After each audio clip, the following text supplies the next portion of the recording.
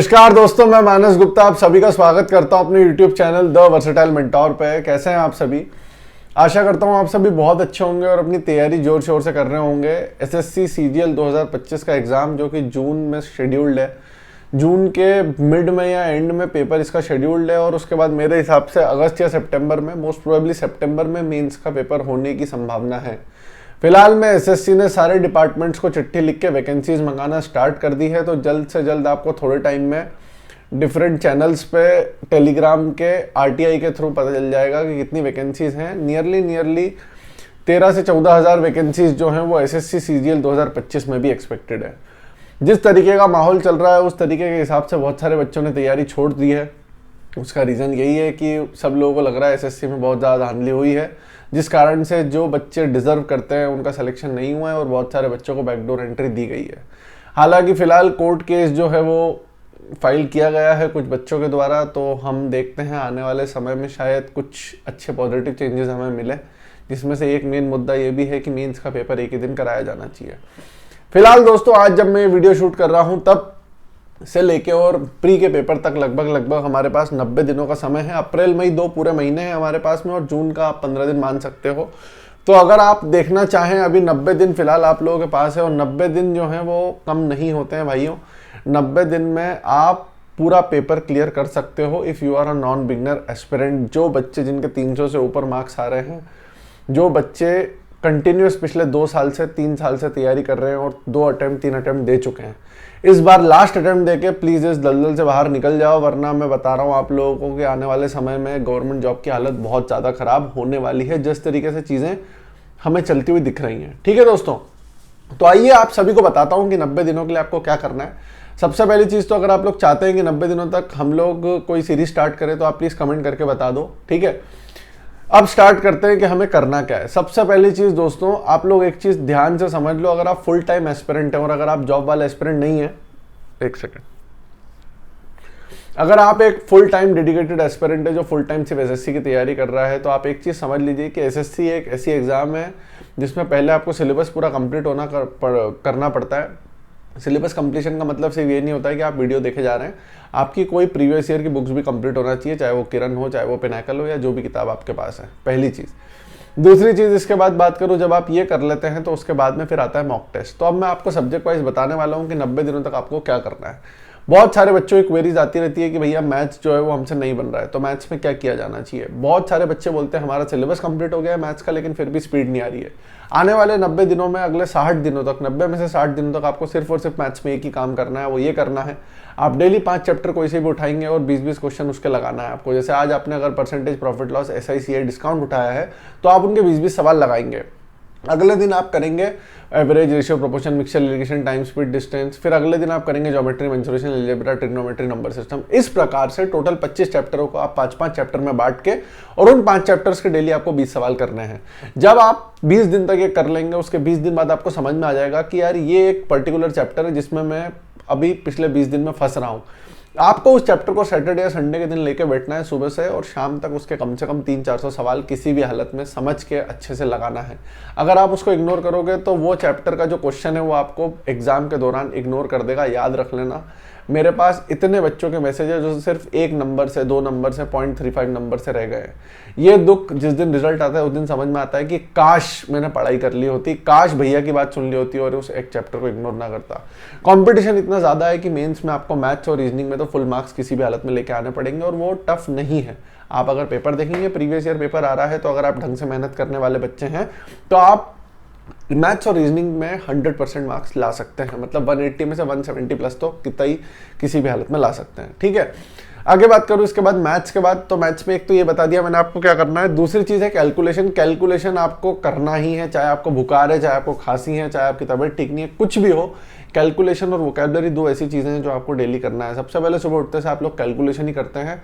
उसमें आप 15 एडिशन करेंगे, 15 मल्टीप्लिकेशन करेंगे, स्क्वायर आप 1 से 60 तक लिखेंगे। मेरी एक कैलकुलेशन वाली वीडियो है दोस्तों, वो आप देख सकते हैं, उसकी लिंक डिस्क्रिप्शन में मिल जाएगी। और अगर नहीं मिल रही है तो यूट्यूब पे आप लिख सकते हैं calculation by the versatile mentor, तो उसमें आपको समझ में आ जाएगा। मैथ्स में आपको सिर्फ अगले 60 दिन तक ये 2 चीज़ें करनी है। ट्रस्ट मी गाइज, आप करके देखो। मैं तो एक सीरीज स्टार्ट कर भी दूंगा, आप लोग कमेंट करोगे तो मेरे को कोई दिक्कत नहीं है। ठीक है, मुद्दा क्या होता है ना, सीरीज आप लोग फॉलो तो करते हो, फिर बीच में किसी ना किसी प्रकार से आपकी रिदम टूट जाती है और फिर आप उस सीरीज को छोड़ देते हो। समझ में आ रही है आपको बात? तो हम उस प्रकार से काम नहीं करना चाहते हैं, इसलिए मैं आपको बोल रहा हूँ कि आप अपने हिसाब से सारी चीज़ें करो, और अगर आप चाहते हो मेरे हिसाब से करना है तो कोई दिक्कत नहीं है, बट मेरे हिसाब से करने में आपको फिर मेरे साथ कंसिस्टेंटली रहना पड़ेगा। अब आते हैं हम दूसरे सब्जेक्ट की तरफ, जो है रीजनिंग। रीजनिंग में आपको कुछ नहीं करना है, आप जो सेम काम मैथ्स में 20 दिन तक कर रहे हो, आप रीजनिंग में भी 20 दिन तक करो, लेकिन रीजनिंग में चैप्टर वाइज मत करो, रीजनिंग में सेक्शनल टेस्ट दो।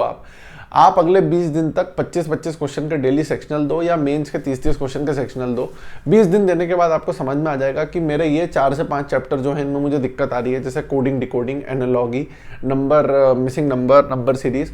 इन चैप्टर्स को आपको अलग से 200-300 क्वेश्चन सैटरडे संडे बैठ के लगाने हैं, वो मैं भी अपनी सीरीज में लगवा दूंगा।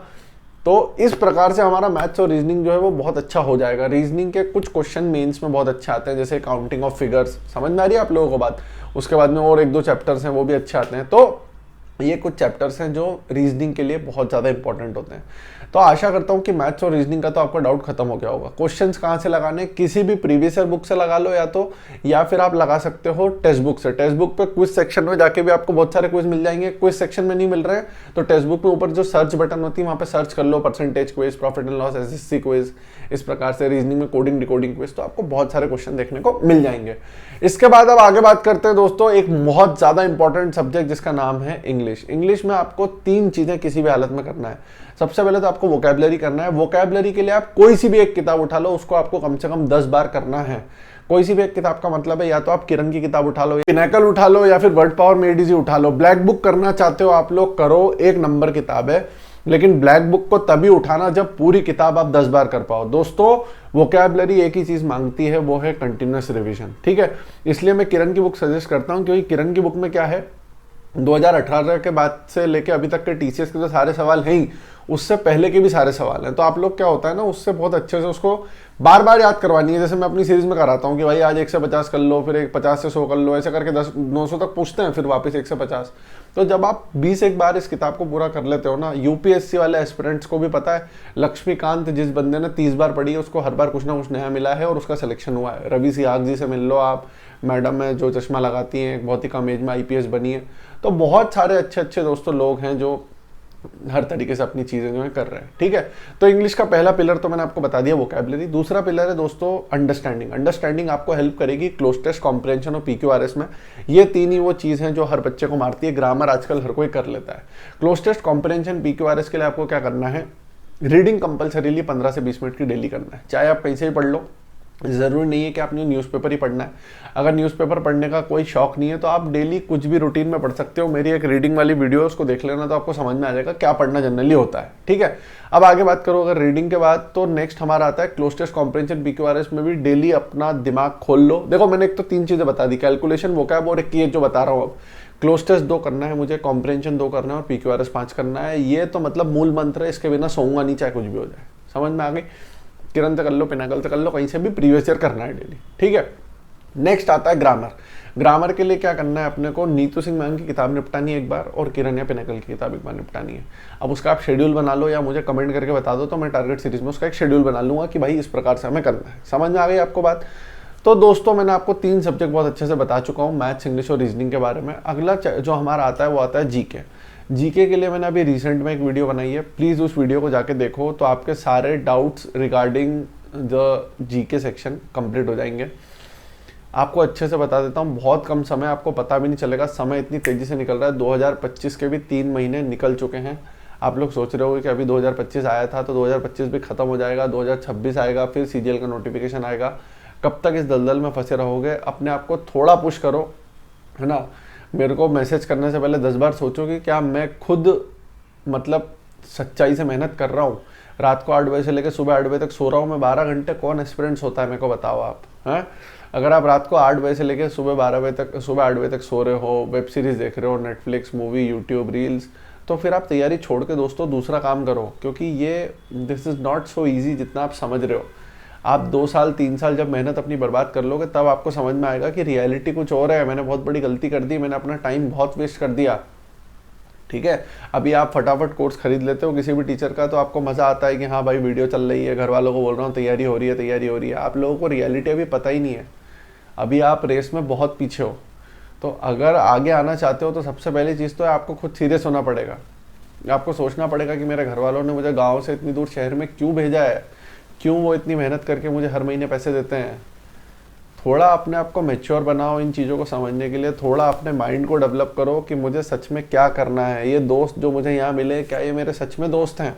अगर दोस्त हैं तो वो पढ़ने देना, मुझे शाम को मिलो, हम भी तैयारी करते थे तो हम भी मिलते थे यार। ऐसा नहीं है, हमारे 2-3 दोस्त बहुत अच्छे हैं जिनसे हम शाम को 1 घंटा मिलते थे डेली, अच्छे से बातचीत करते थे, वो भी ज़रूरी है। लेकिन 1 घंटे के अलावा फिर हम कभी मतलब फालतू की बातें नहीं, सिर्फ पढ़ाई मतलब पढ़ाई। और एक अच्छा सर्कल बन जाता है ना तो सब लोगों का सिलेक्शन होता है, ये बात याद रख लेना। क्योंकि सब लोग साथ में पढ़ते हैं, भाई तू आज ये मॉक दे रहा है, मैं भी देता हूँ, तू भी दे भाई, तीनों साथ में एनालिसिस करेंगे, शाम को भी 1 घंटा जब मिल रहे हैं तो उसी की बात हो रही है, फिर अपने आप आपके अंदर वो चीज़ आ जाती है। ठीक है दोस्तों, तो आशा करता हूँ आप लोग अच्छे से तैयारी करेंगे और इस चीज़ को ध्यान रखेंगे।